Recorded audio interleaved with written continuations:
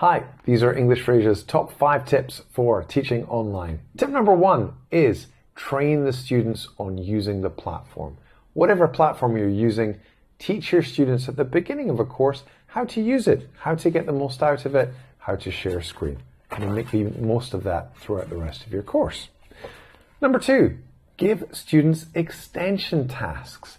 When you put students into breakout rooms, some groups always finish faster than others. So make sure that the students know what they can do after they've finished, instead of just making chit-chat or sitting in silence.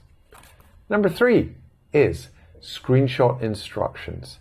Instructions in an online class are much more high stakes than an offline class because it's difficult to ask for help in a breakout room. So get your students to take a screenshot of your instructions page and they can refer back to it if they're confused once they're in a breakout room. Number 4 is interact via the chat. The chat is an amazing tool that you can use to interact with so many students at the same time. For example, you could ask students in the whole class to brainstorm vocabulary on a topic by everyone typing one word at the same time, and they'll all appear on the chat.